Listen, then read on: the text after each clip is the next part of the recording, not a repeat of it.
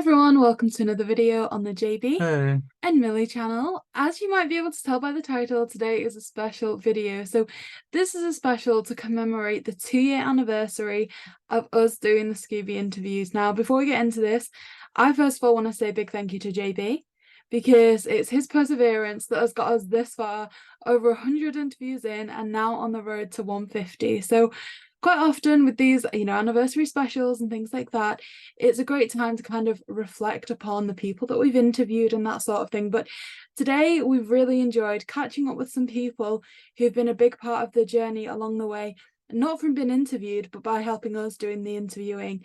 We're going to catch up on what some of their favourite moments are, what our favourite moments are, and also a couple of highlights from some of the interviews that we've done.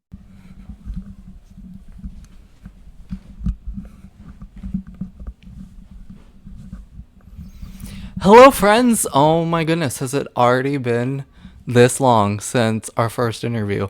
That is actually crazy to me. Whew, it's been... Well, jeepers! You're listening to Smash or Pass with JayBee, Milly, and Smash! Hi everyone, welcome to the interview with Kate Melton. This is in association with the Smash or Pass podcast, and as always we have the host JayBee. When we first scheduled the Kate Melton interview, I wasn't really sure whether to believe it or not, because for all I knew that just getting in a call with her would be an absolute dream come true, from a point of view of creating content, it was a little bit like, is this a scam? If we come in here, is this going to be someone else? Or like, there was always those afterthoughts, and maybe I even still have them today as well. But back then, there was a lot of excitement in my mind, but also a little bit of worry. But ultimately, I'm so grateful that we got such an amazing guest to kickstart these interviews. Me, Milly, and I didn't think that interview was something that was possible, probable, and certainly as a starting point, it set the bar high. And of course, Smash. That one, I was surprised at first, obviously. I was surprised but excited, and then, obviously, once we actually got into it, it was a lot more, like, fun and relaxed than I thought. I was like, oh, this is really nice just to speak to her and, just, like, have a conversation with her, basically, I was so incredibly nervous. I wish that I'd recorded like footage beforehand, because I was like going to Milly, I don't think I can do this. This is too crazy. And you bear in mind that doing these interviews isn't only good because we get to find out new things and share it with the audience, because even if these were not recorded, they would still be an absolute dream. And so you imagine with the Kate Melton interview, like this is like a childhood crush that I had at the time. And so when you imagine, like, you just put yourself in that scenario, you're going to be talking to this person that you've idolized for quite a long time. It was really, really panicky. Now, back then, it was only when we were doing it in audio form. If it was video at that stage, I don't know if I could have done it. To me, the thought of speaking to this person was out of the realm of possibility. It was just someone that I watched a lot growing up. However, I guess it didn't actually feel real until maybe like a couple of hours before. But I think the thing with me and JayBee is we balance each other quite well. I'd say it was certainly one that he was very nervous for. So I tried to remain calm, and I think, we just counterbalanced each other that way.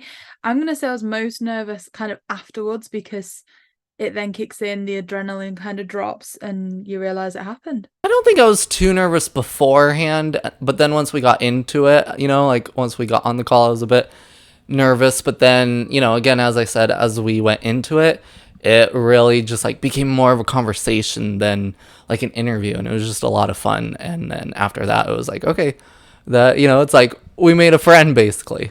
And at this point, our interviews took a very different turn. Of course, we did Kate Melton, then Andréan LeBlanc and Peter New, and all of those were audio interviews. But there was a shift that happened somewhere along the line where we were convinced by Marty Grabstein to do video interviews, and the rest is history. But Milly, I mean, you can tell better than anyone because you're the one that had the phone call with him. How exactly did that go down? See, I normally give every bit of credit to getting these interviews to JayBee, and granted, he did that initial kind of conversation over messenger, but when it comes to speaking with people, JayBee is known to throw and put me on the spot, and this was the first instance where he did that. So Marty Gravstein said he'd like a call to arrange the interview. We were literally, I think it was in like my childhood room at my parents' house over Christmas that I took this call, and we had to kind of like, I don't know, just sell him on the interview a little bit, and he sold us on the idea that he wanted to do it with kind of with like recording like your faces and everything as well. And it was just such a strange proposition for us, because I remember doing a video where we were going to do a house tour and we covered up every picture of our faces. So for this idea to be, okay, we're now doing kind of like a proper in-person video, was a huge step. But I think if anyone was going to convince us to do it, he certainly did. Okay, so they're in the waiting room. Do I admit them now? Do we need to show the thing in the background so we look topical?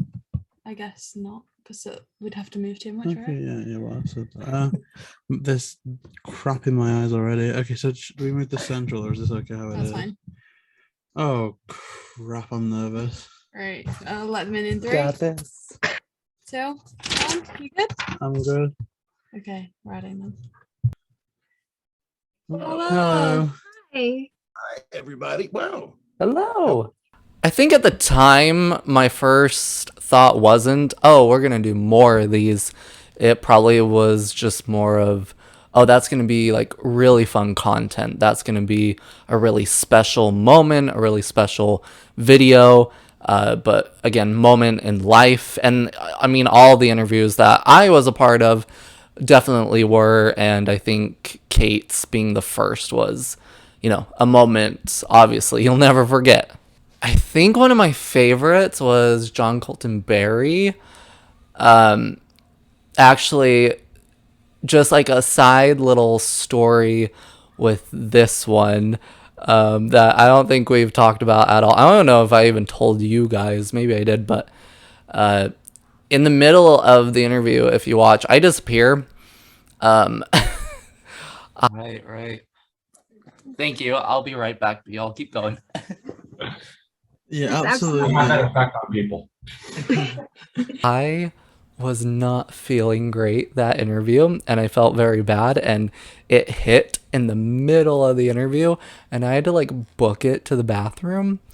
And so I don't know why, but it's like made that, I mean, John himself was so funny and he was so kind about it, and just like, you know, he was the jokester and everything. I loved him.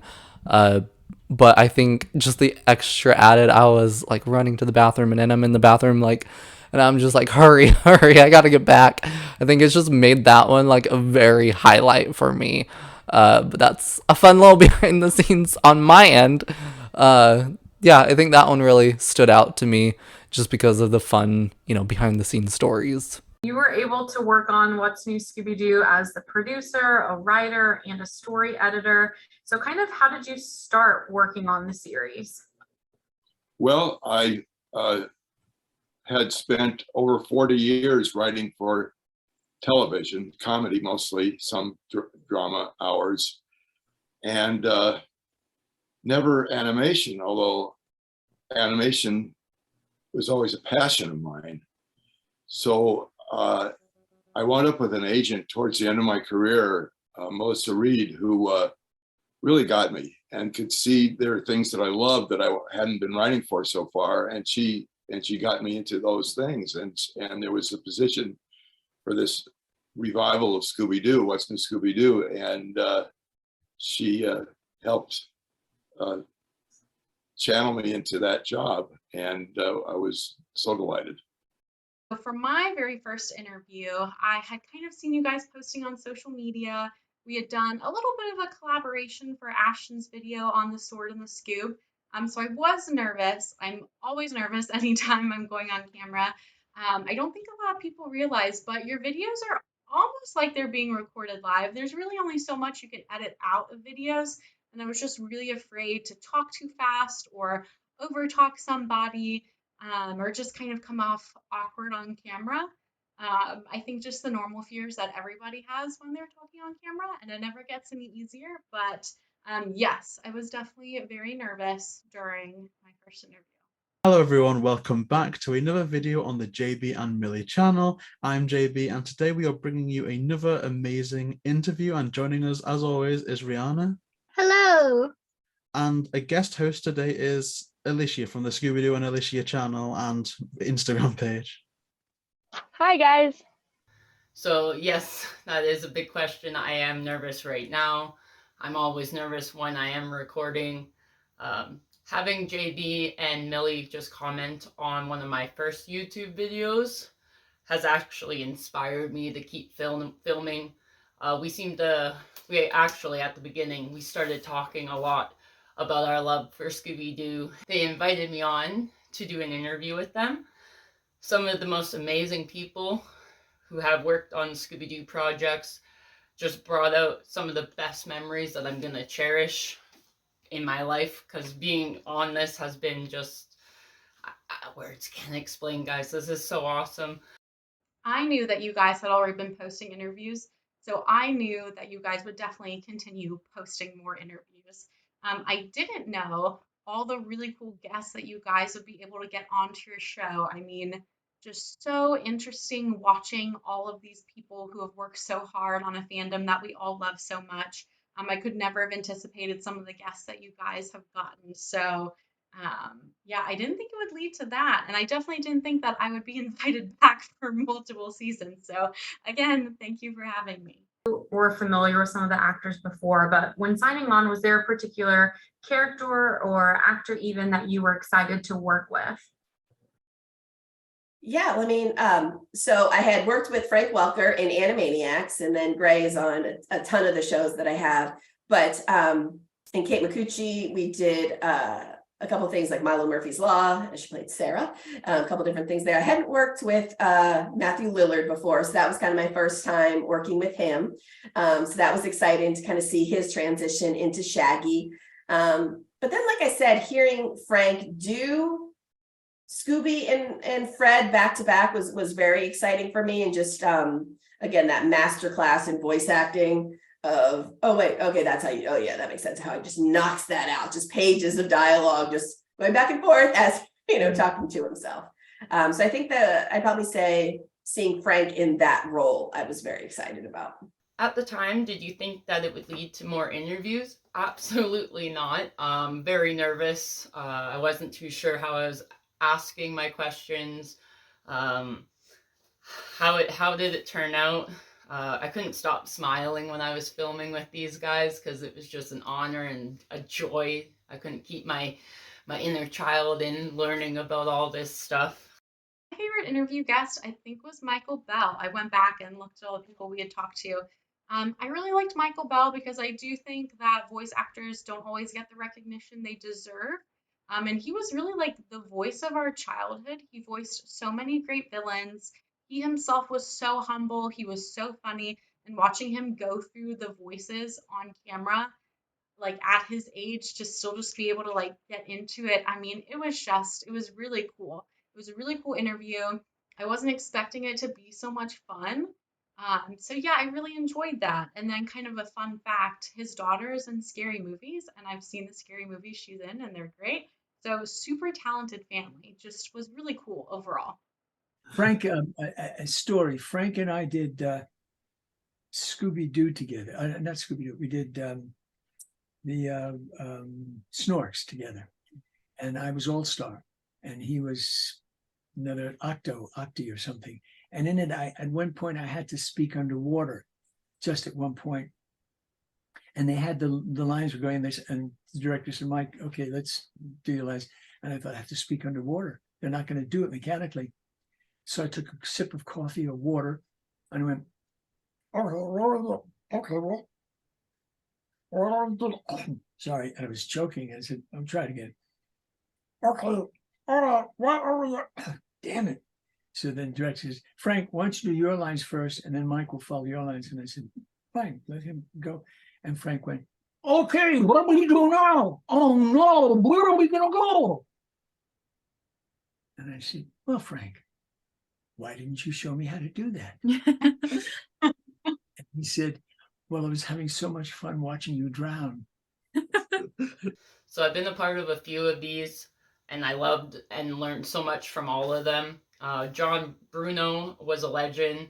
Just to see the layout and the artwork that he got to do on a lot of the original Scooby-Doo projects was very cool. Ryan Shore, who was instrumental and music work behind the scenes on a lot of the projects.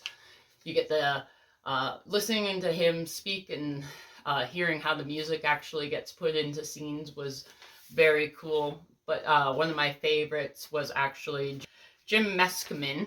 He is one of my favorite guys. These voiceovers that come from a different time, that are just lighter and happier, and they don't mind being sort of showy and masculine and cheerful at the same time.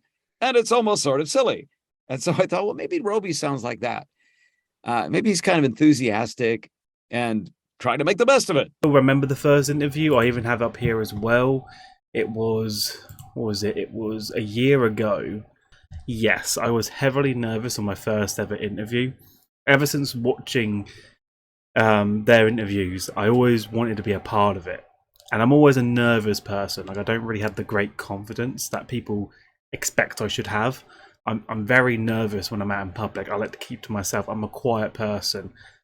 So when I record my videos, I don't have an audience looking at me, so I can act freely. But when I know there's other eyes watching me, that's when I feel like pressure's on. And I don't really feel comfortable in that limelight. So that's why I probably would never do any meet and greets or go to events and that, because I'm not that kind of person. But I was really nervous for this interview because I didn't know how to properly go about doing one, because seeing it and then doing it is two different things. I think like once you got the first one out the way, the others seemed to come on natural, where it just felt a bit more ease, because the people you're talking to, it's not a massive big audience. It's just either you 3 or 4, how many's on, having a discussion. So yes, it was nervous, but I feel like it balanced itself out. At the time, did I think it would lead to more interviews? No, I honestly thought I was being brought on for 1, and that was about it. I really wasn't expecting to come back and do 4. I've done 4 interviews on the JayBee Milly channel as a recurring guest, but I would always try and make time for these interviews, because I feel like the guests that they get on, and it's always a unique experience to be part of that, because you never know, down the line you could say I was part of history at that moment. I was part of that era. I was on that show. So yeah, it's still worth it. But I would never thought I would be doing 4. I always love the traps. I feel like Fred's traps are just so crazy that I swear someone makes up on the spot, because if you take actual science and physics, I swear 9 times out of 10 they wouldn't work. So out of the 4 that I've done, I would probably say like Jesse Leon McCain interview was probably my favorite one to be a part of. It was the first ever one that I was on, and it was the author of over 50 Scooby-Doo books and comics, which is why I said at the start of the video. So that is probably my favorite interview and down to earth guy I would like to speak to. And I feel like if we were in a room together, just us lot, having a conversation, we could probably spend the entire day just chatting about comics, books, and you know, manga and all that. We could just spend ages on those topics, regardless if it was Scooby-Doo or not. So yeah, he's like probably the most down to earth person. And if we could ever get another interview with him, or if there's a chance I can meet him in person, I would be hands down willing to travel to meet him. An idea that we had at some point, but I think we scrapped it because of time or whatever, but we still kept the footage, is either pre-shows and after shows, and that was going to be kick-started with the Neil Fanning interview. So I remember before we were on call with him, I set up this little Q&A between us where we would discuss how we thought about the interview and our anxieties and anticipations.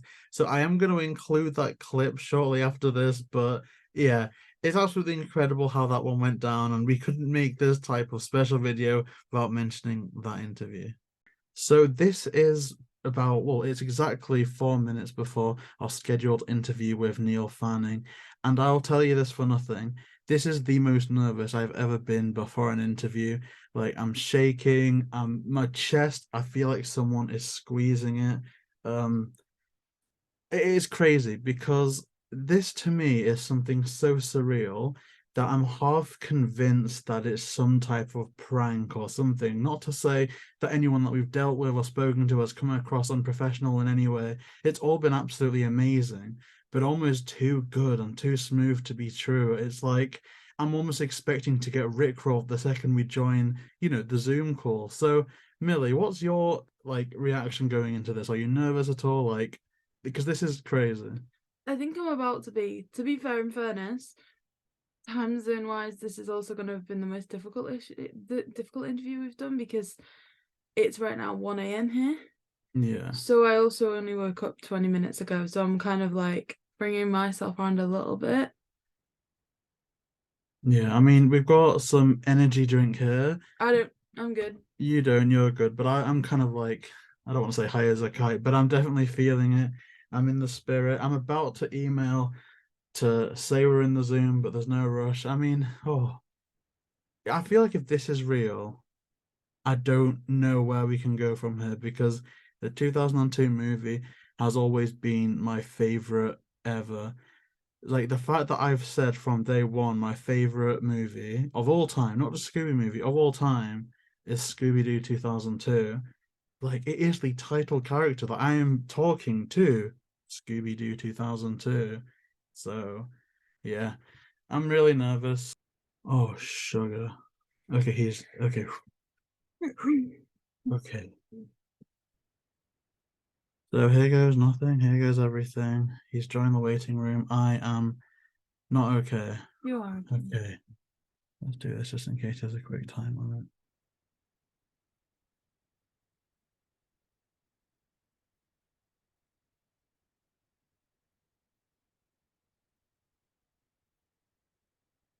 Hello. Hi. Oh. Thank you so much for joining. Can you hear us both okay? Yes, I can. So sorry about that. I got on my computer and it said I had to update, so It's okay, don't worry. I had a Zoom at work today and it did exactly the same thing for me, so. Well, jeepers, you're listening to Smash or Pass. Were you nervous before or during recording your first interview? Hi everyone, welcome to another video on the JayBee Hello and Milly channel. We're as always joined by Rihanna. Hi. And today we have the pleasure of being joined also by Sophie. Hi. And we are so excited to be able to interview Connor Briggs, who is Fred from the new Scooby-Doo live show. Yes, absolutely. Not only was I interviewing the guest, but it's the first face-to-face interaction that I've had with you guys. Like anything, first time nerves is a real thing. I like to think that during the recording got more relaxed, but I'm not sure. It's definitely a bag of nerves. I was terrified. My first interview was the Joe Sister interview. Hope I'm pronouncing that correctly. And yeah, just because it was all new, I was terrified, both before and during. But obviously you helped me feel calm and it went great, and I've done plenty more since then. At the time, did you think it would lead to more interviews? At that time, no. Like I said, it was a bag of nerves. I thought I blew it.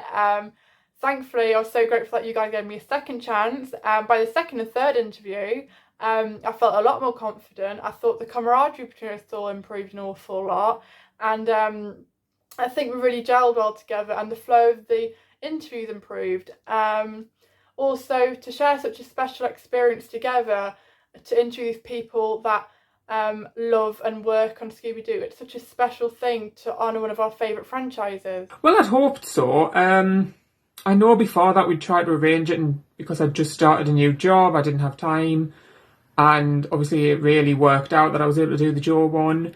And yeah, I was hoping that I would get asked. Obviously, if I hadn't, I would have known I did a bad job. So, but I was hopeful. I didn't know whether it would lead to more interviews, but yeah, it's definitely something I was hoping for. Who is your favourite interview guest to speak to? It's so strange. I answered this in one of the Q&As, I think, because obviously we've interviewed so many great people and actors from Scooby-Doo and the producers and stuff.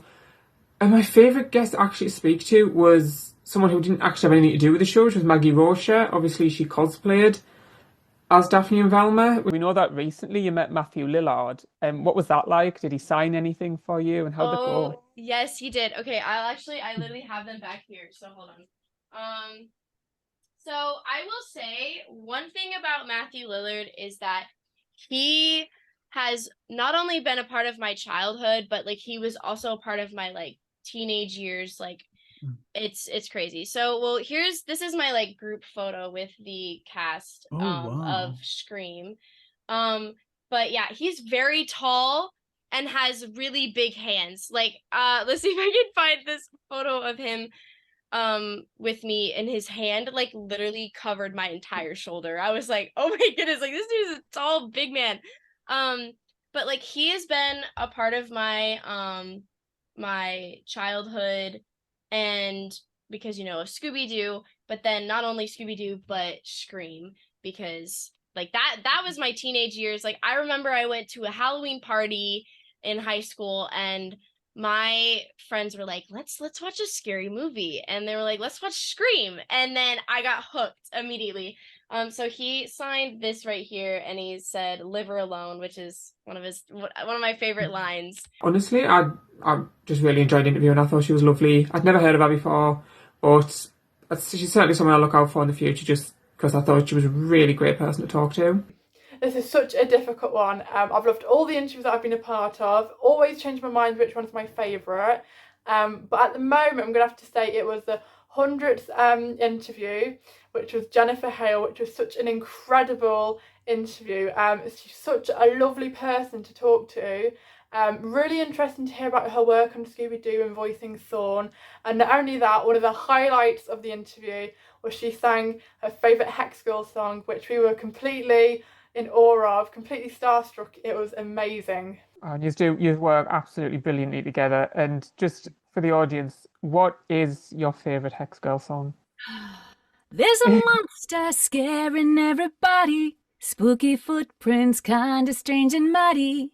And a terrified town that doesn't know what to do. I always say this, and it's such a cliche, but honestly, it is the truth. My favorite interview is always and will always be the last one that just came out, because I think that if you fall in love with an interview, a specific interview too early on, you end up either not making it very far, you get hung up, you're almost like chasing the feeling of an interview that was so early on, or something that you end up getting demotivated. Whereas with me, I genuinely love doing them all. And so whenever I'm in that premiere, whenever I've edited it out, like that is now my new favorite, and it will be until the next one's premiering. So I do think that there's some beauty in that. There's some that, it has a performance that I rate quite a bit above a lot of the others.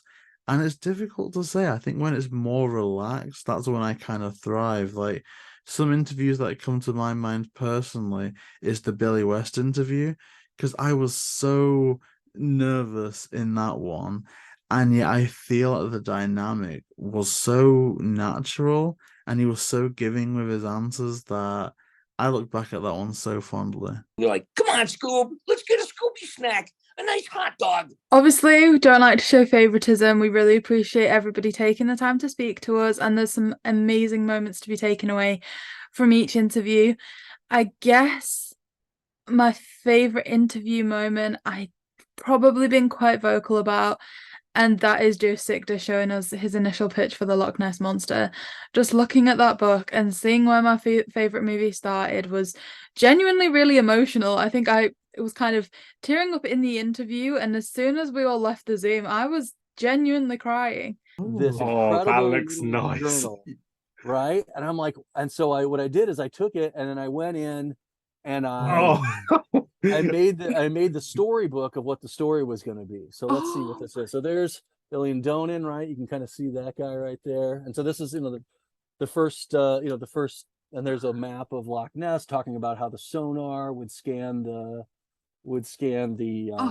loch, and then the history. And this drawing actually was in the movie, when Velma's talking about the history of the Loch Ness Monster. That's an old carving picture of Loch Ness. And then so it's just it was sort of like just the lookbook and the mood, right? It was like a mood board, and with the story beats, this a little sense. Those are just found images that I was just repurposing. There's there's the beginning of Professor Penelope Pembroke's submarine. So this is the original. Oh, there's the original Dell's van, for Del Tillman and his thing. So man, this was just the greatest, and it was just a really fun way to present the idea, right? And so I think that at least got the momentum going. But I tell you, if I read you this story, it would look like nothing like what the story was. It was like, I don't even remember, but it was the start, right? It's like it was the beginning of the mood, the tone, the characters, and as we layer, then everything's a layer, right? You layer on top of that. So that was like the foundation. Yeah, and then it just built around it. And to wrap things up, we wanted to take a look back at some people's favourite moments. So let's find out what they were and take a look at when they happened in the interviews. I think one of my favorite memories was when we were doing like the courage stuff, and gosh, I feel so bad. The name is slipping from me. The voice of courage. Wow, I feel like a horrible person. But I remember we got on that interview and he basically was just like, Marty, there we go. Marty, got it. I remember getting into that interview and Marty just being like, screw the questions. Let's just have a conversation. And I think that was just a fun one because he was just like, sure, it's an interview, but it's not an interview, So I think that's probably one of my most favorite memories is just getting on that call, starting it, and he was like, screw the questions. I mean, he didn't literally say that, but just basically like, let's just have a conversation, forget the questions. So I think that's one of my most favorite. I know the reason why it took so long, why it went so long is because I don't, wait, are we still on? Are we still recording? Yeah, I guess we're... We'll edit bits. We can edit bits. Oh, what I say out. You can cut anything I say out. I don't... So that's the thing, right? You put that out now, right? Keep it in. So my favorite interview memory was when we got to interview Bill Haller, and we interviewed him right around the time that Scoob Holiday Haunt had just gotten the news. It just gotten out that it was canceled. So I wore my Scooby-Doo Christmas shirt, and he called it out. And what I liked about that interview and my favorite memory about it was that we were able to really talk to him at a time that he, I think, needed to know how much the fandom was behind him. I mean, we had saved Scoob Holiday Haunt trending. To this day, we all still want to see Scoob Holiday Haunt. And I even think with all of the writer strikes going on in Hollywood right now, it's so important for the people who work on these films, who do the animation, who do the writing, who do the directing. I think it's important that they know that us fans really support them. We want to see the art that they create. We want them to be paid fairly. We want them to, be compensated for their time and their labor. It's what they deserve. And we want to see these movies the right way. We want to see the studios roll them out. We don't want the leaks, although I wouldn't mind seeing a leak. But, we really want them to get the recognition and everything that they deserve. So I think it was great to be able to talk to him at that time and really show him the love from the fandom and let him know how much we appreciate him, how much we were looking forward, and we are still looking forward to seeing this media. And I think that was just really special. The timing of it just really came together. So that's probably my favorite interview moment. Actually, Tor, I love that shirt you've got. I don't think I've ever seen a Scoob with a Santa. That is brilliant. I love it. In honor of Holiday Haunt, I decided to really wear. Oh, I appreciate that. Actually, before anything, thank you guys so much for supporting us, with all that's been going on with Holiday Haunt. I am a strong believer that, this is coming out someday. You're going to see it and you are going to love it. We honestly, me and Michael, we're both fans of the series. We're huge fans of the series, maybe as much as you guys, I don't know, but you seem like pretty big fans, which I love.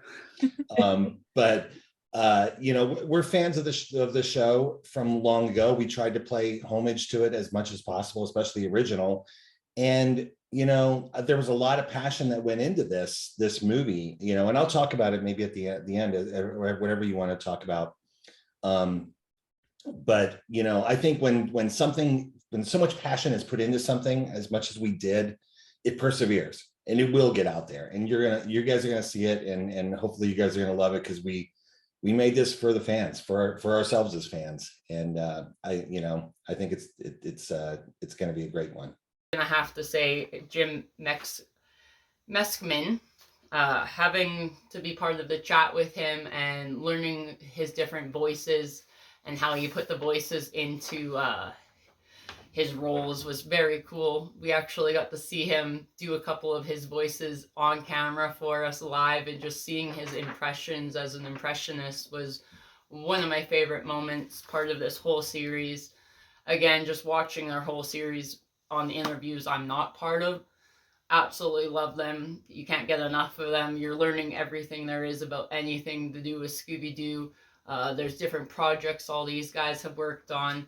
So I just want to give a big shout out and thank you for having me on this and asking these questions, guys. Now, I took this as a moment because when it goes to memories, I feel like they're all good memories to me. Being a part of each of them is wonderful. So I had to take it like, what's my most fond moment? And it would probably have to be the interview, the guy who was the producer of What Who's Scooby-Doo, and then it came to the questions what our thoughts were on, and I gave him my honest feedback on what I thought about Return to Zombie Island, because I pretty much just went on it and told him how bad they were, especially Return to Zombie Island. And I feel like even though it was a negative impact, it was still a good moment, because you got to take criticism both ways. You can't just have a happy ending every single time. It's like, if there's fault in a film or a show, an episode, you want to discuss it, so that way at least there's good feedback on why you as an individual didn't like that specific part. And for me, letting that off my chest would pretty much open a wound that not everyone likes something. And, Return to Zombie Island was probably the worst for me. So probably the best moment that I can remember was being part of that show. Yeah, I was one of the people who were a bit negative on Return to Zombie Island, because Zombie Island was my gem. Because I've seen Zombie Island so many times, I don't need to watch it anymore, because it's imprinted into my mind. So when I did my review, that was off memory. I didn't need to watch the film because I've already seen it. But when I watched Return to Zombie Island, I was right, zombies are back, the werecats are back. It's got to be good. Yeah, that may have been a miscalculation. The trailer was building up to us, thinking, yes, zombies do look a bit weird, but we give credit due. Wait till it's side out.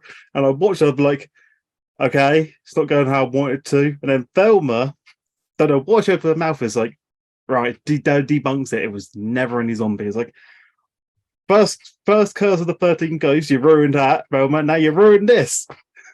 That has to be when Jennifer Hale sang. That was great, because it was just so unexpected. It wasn't like one of the questions was, could you sing for us? So that was lovely that she did that. A lot of my interview memories actually don't happen in the interview. They happen sort of afterwards. A lot of times the guests, including Jennifer Hale and a few others, will ask us questions about ourselves, and I always think that's really nice. I really do appreciate that. But those technically aren't part of the interview, so I'll definitely go with Jennifer Hale singing. That was a real standout moment for me.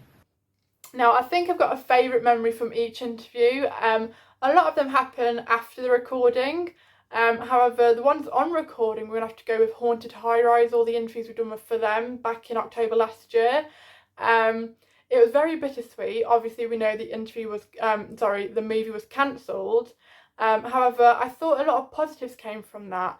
Not only could we honour and shine a light on the movie and the people and the incredible people that have worked on it, but also how the response from the audience and the Scooby community came together to appreciate and support such an incredible film that would have been a big hit had it been released and gone through. So it was definitely a humbling experience to be a part of. There's so many interview memories that I can just think of even now. First one, probably the first interview moment that sticks out to me was in that first Kate Melton interview. That was recorded on the 6th of September, and it bled over into the midnight of the 7th. So that was literally going through my birthday. and Kate Middleton was the first person to wish me happy birthday that year.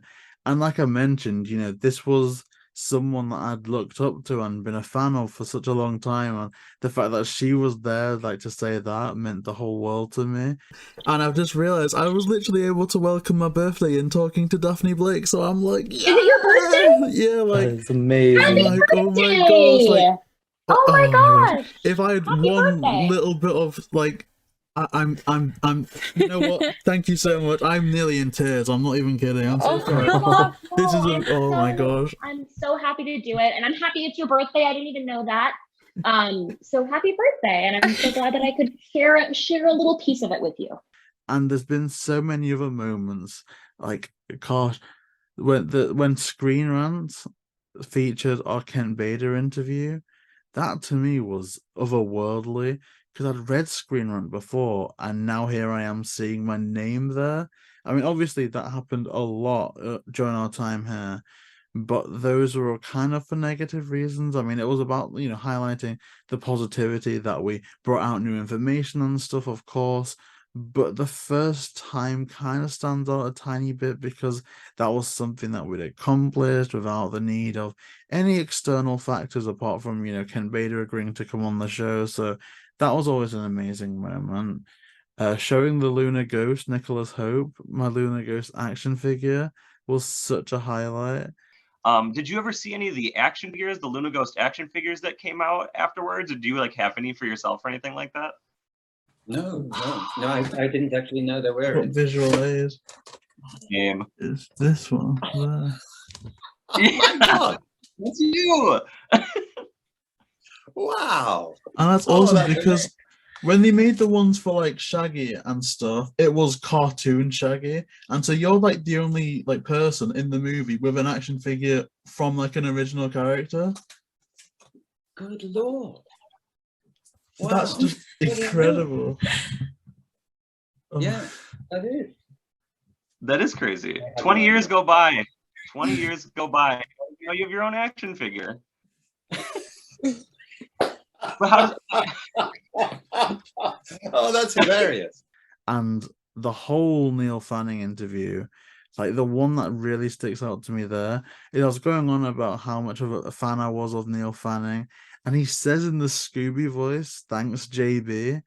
And because that was the movie of my childhood and adulthood, and it'll be my movie for ages, the fact that him in that voice, it was like, oh, I don't know how to describe it. It was like meeting a hero, like a legendary hero. So just so grateful that you did earn out that role. I mean, obviously, you've made reference in a few previous appearances that it involved you kind of having a bit of a voice off with the previous voice actor for Scooby. So what did that entail?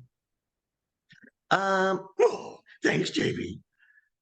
Yeah, there's just so many interview moments that I remember. I wish I could name them all, and I know that because of the way we're going, there's going to be so many more in the future. I guess a second memory that I would like to point out, and this is just difficult because you don't want to I don't know, single any of them out. And I think a lot of the best interview moments, I know it's silly to say, but genuinely do happen after the interview because the guests are so kind, so nice, and in that short space of time that we're recording, we actually build quite a nice relationship and speak for a while afterwards. But from the recording moments, I guess, that you all get to see, I have to say Jennifer Hale, not even just a particular moment, but that entire interview. I think that I've remained calm in every single interview, composed in pretty much every single interview. But that one, there was a moment, well, a couple of moments all the way through where I was like, oh my gosh, okay, just check, calm down, reset, it's nearly your question time. So first of all, thank you all for watching this video and for being such an important part of the 2 years. Without you, we wouldn't still be doing this. Every comment, every like, every watch really does mean a lot. And also a huge thank you to everybody that we've interviewed, but also the people who submitted the answers for this video. It was so essential to have you as part of the interviews with us, and we were so pleased to again have this catch up with everybody that's been such an integral part of what we've achieved over the last 2 years. Yeah, I always say like doing the interviews is a treat, but sharing it with people in the community makes it a lot better. So I mean, I know we've yeah. always said in kind of Q&As and things like that, but it's true. Like some of the best parts of the interviews are the before and after, with the people who you've seen answering the questions today, when it's that realization kicks in of you've just learnt this, you've just heard this, you've just spoken to this person. And having those people to relate to helps process that, because some of this is like childhood dreams, and that takes a lot to kind of come to terms with. Yeah, I agree. And just thank you everyone for watching this special episode. Like if you want to catch up on all of, the guest hosts, their socials are going to be linked in the description down below, along with several notable shout outs, because obviously there were some people that couldn't make it to this special that contributed quite heavily to it, who let us know that they couldn't make it. So I'm definitely going to be leaving a few shout outs in the description as well. And I'm gonna say subscribe, because if I know JayBee, there's some things coming in the next year. We said we wanted to get to 150, and there's certainly some incredible things on the way. Yeah, the third and final season will be the most explosive and unpredictable yet. So if you do want to see that, then please like, comment, and subscribe. JayBee and Milly.